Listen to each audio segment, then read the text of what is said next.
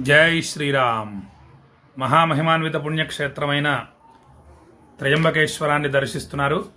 అదిగోండి గర్భాలయంలో స్వామివారు ఆ విధంగా ఉంటారు. హర హర మహాదేవ, హర హర మహాదేవ, శంభో శంకర.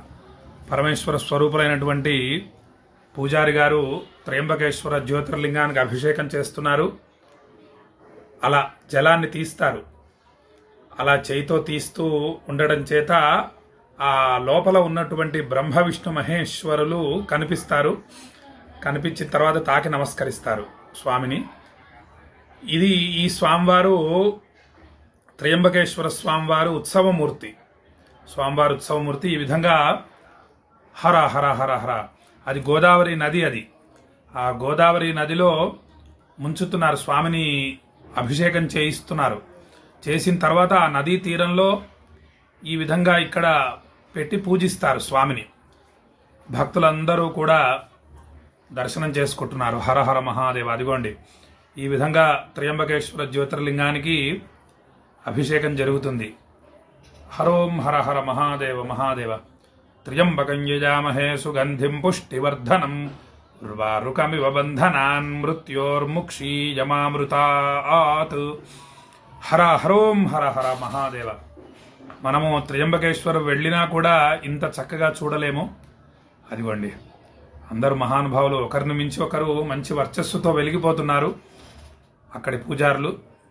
హర శంభో సదాశివ, శంభో సదాశివ.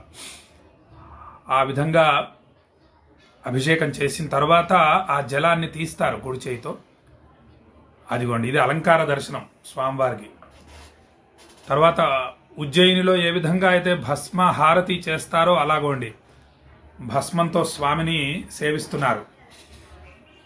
హర హర మహాదేవ. ఈ విధంగా త్రయంబకేశ్వర స్వామివారి అలంకార దర్శనం. ఎంత చక్కగా ఉన్నారు చూడండి స్వామి. హర హర మహాదేవ. అదిగోండి స్వామివారు. హరోం హర హర హర. నీలకంఠా పాహిమాం, నీలకంఠా రక్షమాం. హరోం హర హర హర. భస్మహారతి చాలా అద్భుతంగా ఉంటుంది ఉజ్జయిన్లో. ఆ విధంగా స్వామివారికి నమస్కరిస్తారు. ఇలా స్వామిని గోదావరి నదిలో అభిషేకిస్తారు. హర హర హర హర. నీలకంఠుని శిరముపై నీళ్లు జల్లి పత్తిరి సుమంత నెవ్వాడు పారవైవ గంగిగోవు వాడింటి గాడి పశువు మల్లసురశాఖి వాడింటి మల్లె చెట్టు. శివుడి శిరస్సు మీద కాసిని నీళ్లు అలా పోసి కాస్త బిల్వదళం పెడితే చాలు, స్వర్గంలో ఉన్నటువంటి కామధేనువు మరియు కల్పవృక్షము అభిషేకం